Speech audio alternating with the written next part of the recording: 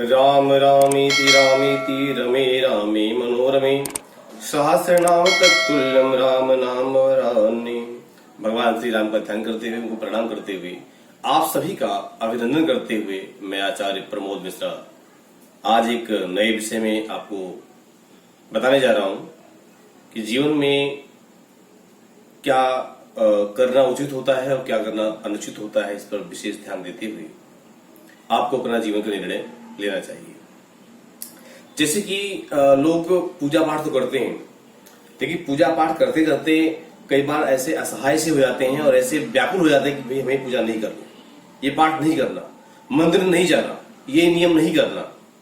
ये ऐसा इस कंडीशन में होता है, आप पूजन तो कर रहे हैं लेकिन पूजन की पूरी विधि आपको मालूम नहीं है। धर्म कर रहे हैं लेकिन धर्म में भी मन में कपट है।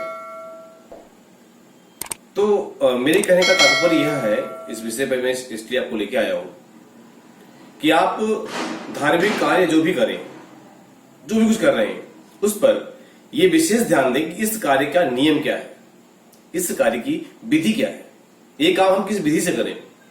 किसी ऐसे श्रेष्ठ व्यक्ति से, ऐसे अनुभवी व्यक्ति से सलाह लेकर के ही वो काम करें, क्योंकि बिना सलाह किए द्वारा किया गया आपका कहीं कार्य बिल्कुल आपको ऊसर भूमि में, जैसे कि आप अन्न डाल के आते हैं और न गेहूं पैदा होता है न धान, वैसे ही आप मेहनत तो खूब करते हैं, मन से कर रहे हैं, लेकिन उसकी प्रॉपर विधि आपको मालूम नहीं है, पता नहीं है आपको, इसलिए आप कोई फल भी उसका प्राप्त नहीं कर पाते।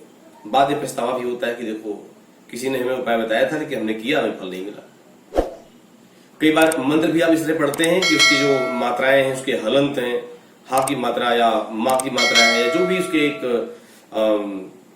शब्द लगे हुए हैं उनको आप काट देते हैं, नहीं बोल पाते, छोटी की मात्रा बड़ी की मात्रा बोल जाते हैं।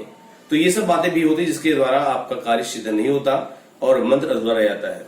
मंत्र की विधि, दिशा दशा का ज्ञान, पूजन करने से पहले का नियम, पूजन और जप करने के बाद का नियम ध्यान में जरूर रखना चाहिए। उन नियमों से अगर आप कार्य करते हैं, फल पूरा मिलता है। नियम सही नहीं है, विधि सही नहीं है, तो आप फल पूरा प्राप्त नहीं कर पाते। पूरा क्या, आपको फल मिलता ही नहीं है, फिर आप बाद में परेशान होते हैं, दुखी होते हैं और मन में ऐसी बातें ले आते हैं कि शायद पूजा पाठ में कोई फल मिलता नहीं होगा, सिर्फ ऐसे ही लोग कहते रहते हैं, लेकिन ऐसा नहीं है। बहुत से साधक ऐसे अपने ऐसे उच्च स्तर पहुंच जाते हैं, विधि के द्वारा, विधानों के द्वारा, सिस्टम के द्वारा। कार्य सिस्टम सही नहीं तो कार्य सिद्ध नहीं होता है। तो मेरे कहने का तात्पर्य इस वीडियो में यही है कि आप कोई भी कार्य करते हैं, धार्मिक कार्य, और जिससे कोई विशेष उपाय आपका है, तो उसको उस विधि के अनुसार ही करें। प्रॉपर विधि आपके पास होनी चाहिए जिससे आपका कार्य सिद्ध हो। तो बहुत बहुत धन्यवाद आपका। इस विषय में मुझे बताना था, तो आप इसको ध्यान दें और करें, आगे बढ़ें। कोई विशेष सहायता अगर हमारे लायक है और आपको चाहिए तो आप जरूर संपर्क कर सकते हैं। और अगली वीडियो आपके लिए एक अच्छी लाने वाला हूं, तब तक मैं प्रयास करता हूं आप और देखें कार्यक्रम आगे। तब तक मुझे दिया गया, नमस्कार।